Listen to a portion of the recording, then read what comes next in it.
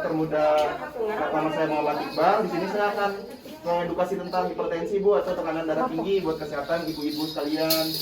Nah, sebelumnya hipertensi itu apa sih? Nah, hipertensi itu merupakan tekanan darah tinggi, yaitu keadaan di mana tekanan darahnya itu lebih dari 140 mm raksa dan juga atau tekanan darah diastole itu lebih dari 90. Nah, kenapa hipertensi ini berbahaya Bu? Karena dia ini biasanya disebutnya silent killer atau yang menyebabkan kematiannya itu tanpa keluhan. Jadi tiba-tiba tanpa keluhan bisa menyebabkan ke ini aja kegawatan pokoknya ke ibu-ibunya. Nah, terus kalau misalnya hipertensi itu bisa resikonya apa aja? Di ini ada dua Bu faktor resiko yang hipertensi ini. Ada yang tidak dapat dimodifikasi sama dapat dimodifikasi. Contohnya apa kalau yang tidak didapat modifikasi? Contohnya itu dari umurnya, jenis kelamin, dan juga ada riwayat dari keluarganya memiliki penyakit hipertensi. Terus resiko yang dapat dimodifikasinya apa? Contohnya kegemukan atau obesitas, lalu merokok, kurang aktivitas fisik, diet tinggi garam, konsumsi yang garam yang berlebih, terus bisa juga banyak lemak dan juga konsumsi alkohol yang berlebih. Nah, gimana caranya atur pola makan supaya bisa memodifikasi gaya hidup ibu supaya lebih sehat lagi agar tidak terkena hipertensi? Nah, bisa dengan cara diet dengan gula. Batasi konsumsi gulanya kurang dari 50 gram atau 4 sendok makan per hari. Terus garam juga harus dibatasi Bu, kurang dari 5 gram atau 1 sendok teh per harinya. Dan juga kurangi garam saat memasak dan juga batasi makanan olahan dan juga yang makanan cepat saji.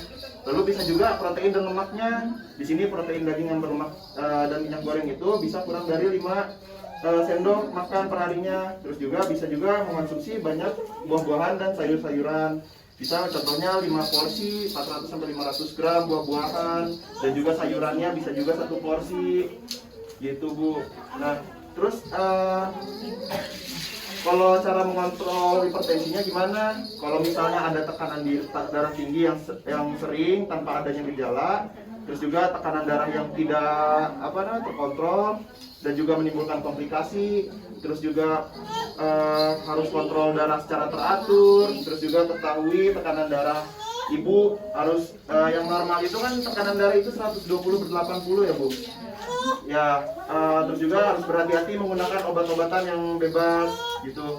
Nah, kenapa sih hipertensi ini berbahaya? Ya, ini bisa menyebabkan komplikasi Bu, contohnya penyakit jantung, bisa menyebabkan stroke, penyakit ginjal, bisa juga kerusakan di matanya, bisa juga gangguan dari otaknya, saraf, dan juga bisa juga menyebabkan penyakit pembuluh darah tepi.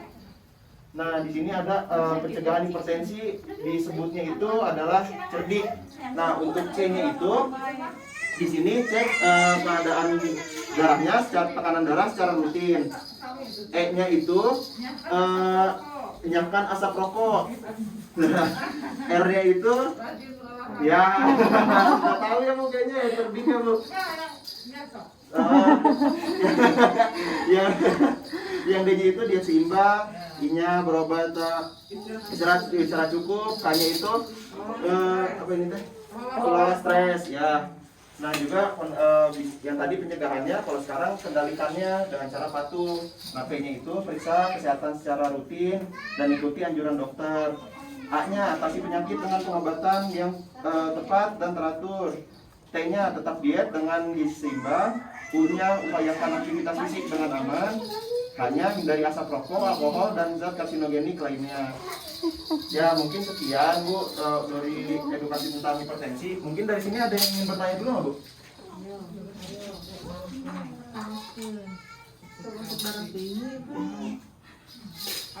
Itu Pak, kalau misalkan yang punya riwayat darah tinggi, Ya. minum ramuan-ramuan yang daun salam gitu berpengaruh nggak? Maksudnya itu mengobati atau gimana? Kan di kampung mas suka ada ngegodok daun salam, kan itu teh katanya bisa menurunkan darah tinggi. Apakah itu betul atau hanya asumsi di masyarakat? Sebenarnya kalau misalnya kayak obat-obatan herbal ya Bu jatuhnya ya Bu. Kalau obat-obatan herbal dari daun mungkin memang ada manfaat sendiri buat ke tubuh supaya bisa jadi nggak hipertensi. Cuman lebih baik lagi Karena kan kalau misalnya kita mengonsumsi obat-obatan dari dokter, itu juga kan udah diteliti sama BPOM dan lain-lain, jadi mungkin manfaatnya lebih terasa Bu gitu. Ya, kita juga tidak bisa menyalahkan kalau misalnya obat-obatan herbal itu nggak bagus atau gimana. Cuman yang namanya herbal kan dari tumbuh-tumbuhan pasti ada manfaatnya sendiri Bu buat tubuh gitu. Mungkin ada yang mau bertanya lagi, ibu-ibu?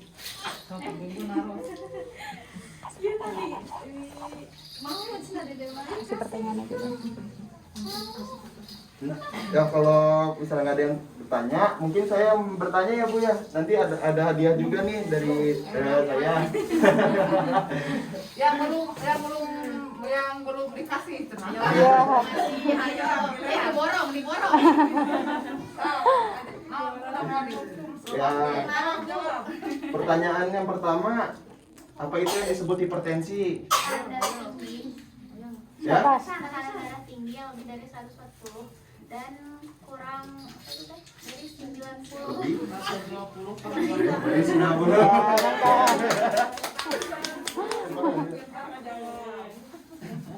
Dengan ibu siapa Bu? Ibu Riri dan Hayati. Ini hadiahnya ya Bu. Selamat dulu Pak.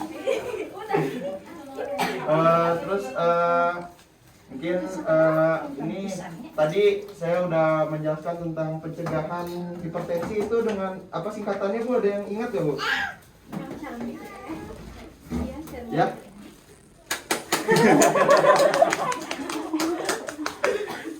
Dengan Ibu siapa ini Bu? Santi Dewi. Ini hadiahnya ya Bu. Makasih. Yang satu lagi tadi kan ada pencegahan. Kalau pengendaliannya singkatannya ada yang tahu nggak Bu? Apa tuh? Siapa duluan nih? Yang duluan siapa ini? Dua-duanya sama. Apa aja tadi? Kalau gitu dua-duanya. Begitu dua-duanya. Halo jam 1. Ya, ini hadiahnya ya Bu. Mantap. Mungkin edukasi dari saya sekian ya Bu. Semoga bermanfaat buat ibu-ibu semua. Tetap jaga kesehatan, tetap jaga protokol kesehatan. Ya semoga kita semua akan sehat-sehat saja ya Bu, nggak akan terkena apa-apa. Amin. Sebelumnya, jika ada kata-kata yang salah dari saya mohon maaf. Wabillahi taufiq wal hidayah. Wassalamualaikum warahmatullahi wabarakatuh. Ibu, perkenalkan, di sini saya Muhammad Iqbal, saya dokter muda di sini. Mungkin pengen ngulangin aja Bu edukasi tentang ISPA yang tadi.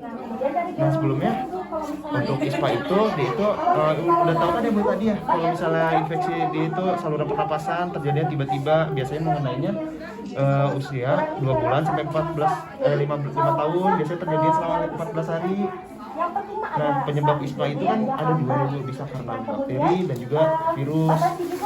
Nah ISPA ini kan merupakan kasus yang terbanyak ya Bu ya, kalau yang kami ketahui di sini tuh, dan dia ini sifatnya sangat mudah menular. Nah gejalanya apa aja sih ISPA itu? Bisa demam, batuk bersin, sesak nafas, pilek, sakit tenggorokan, dan juga nyeri pada badannya.